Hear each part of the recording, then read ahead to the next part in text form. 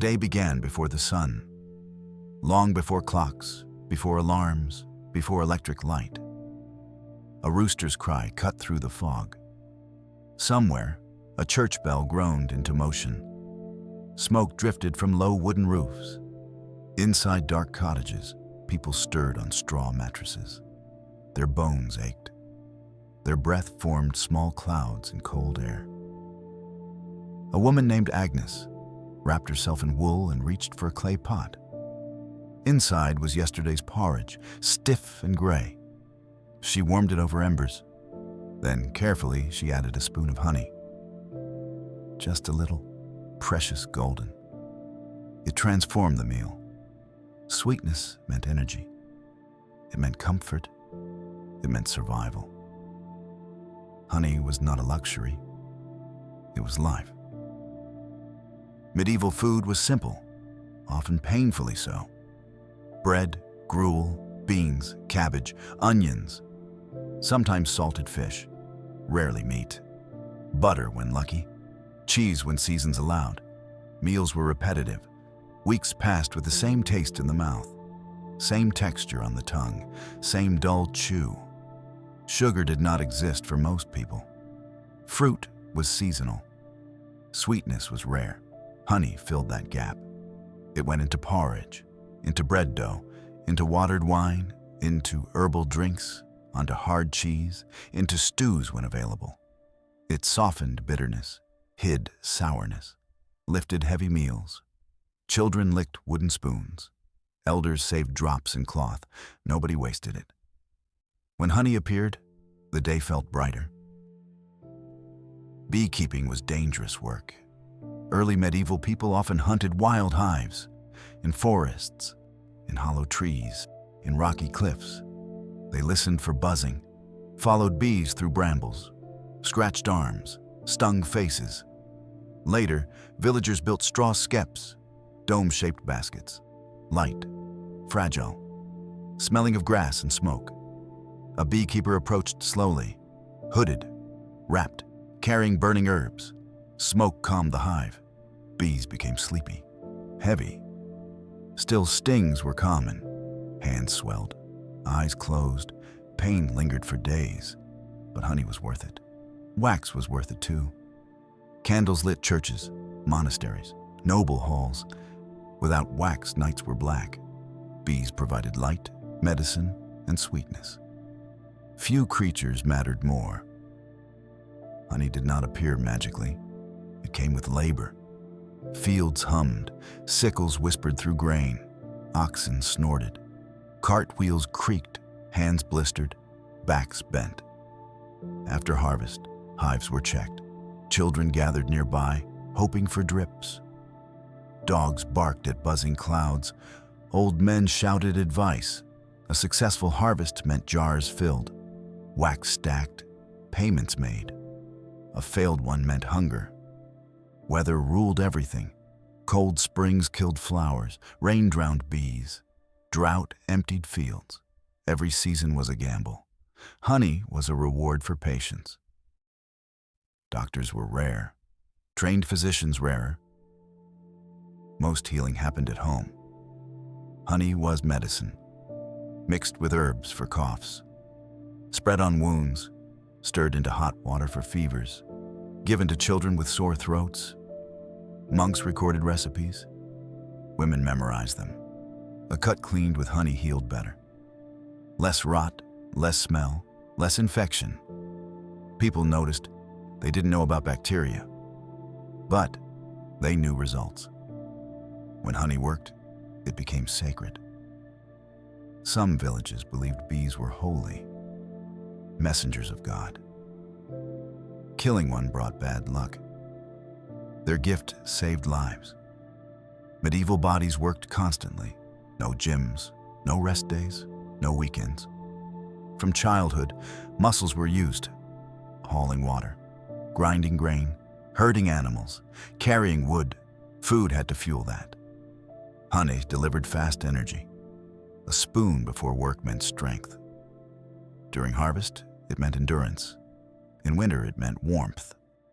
Travelers carried honey cakes. Soldiers mixed it into drinks. Monks used it during long prayers. It burned clean, no crash, no dizziness, just steady power. For exhausted people, it was priceless. Most days were hard, but feast days changed everything. Saints' days, weddings, harvest festivals, tables filled, candles burned, music played, and honey appeared everywhere. Honey cakes, spiced mead, glazed meats, sweet sauces. People laughed louder, ate slower, savored every bite. Children got sticky hands, faces shone. For a moment, life felt generous. Honey was the taste of joy. Wine was expensive, imported, controlled by lords and monasteries. Mead was local. Water, honey, time, fermented in barrels, watched carefully, protected from thieves.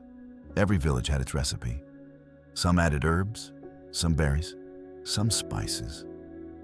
Mead warmed bodies in winter, loosened tongues at night, helped people forget aching joints. It was shared at funerals and births, a drink made from bees and patience.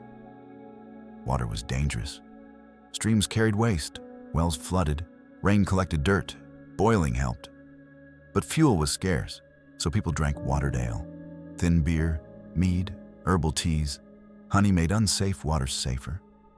Mixed in, it slowed spoilage, reduced sickness. People didn't know why. They just knew it helped. Villages with good honey often had fewer stomach illnesses. A silent benefit. Life expectancy was low. Injuries festered. Teeth rotted. Infections spread. Childbirth killed. Hunger was constant. Winters were long. Storage failed. Crops failed. People watched neighbors fade. Honey could not stop everything. But it softened suffering. A spoon for the dying, a drink for the grieving, a treat for the weak. In a brutal world, sweetness mattered. No plastic, no refrigerators. Honey went into clay jars, wooden barrels, leather pouches, stored in cool rooms, cellars, church basements.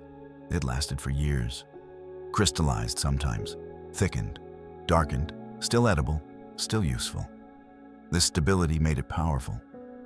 Other foods spoiled. Honey remained, a constant. Not all honey was equal. Peasants had dark, wild honey, strong, earthy, sometimes bitter. Nobles imported lighter honey, clear, floral, expensive. Royal kitchens used it for sauces, desserts, medicines. Monasteries controlled large apiaries. They traded wax and honey for books, tools, protection. Sweetness became currency. Power tasted like honey. Imagine a one-room home, smoke-stained beams, dirt floor, a single window, straw mattress, clay pots. A pot hangs over fire, bubbling stew, mostly cabbage. A small jar sits on a shelf. Honey, only opened when needed. A child begs for a taste. Mother refuses, saves it for winter. Every drop is planned. This is how people lived. Nothing wasted, nothing taken for granted. Centuries passed. Sugar arrived. First rare, then cheap. Plantations, slavery, factories. Honey lost its throne. White crystals replaced golden liquid. People forgot how precious sweetness once was.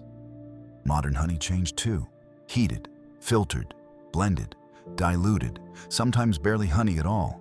Syrup in disguise, dead enzymes, lost pollen, no life left. Still sweet, but empty. Medieval people burned what they ate. Modern bodies sit, screens glow, muscles rest.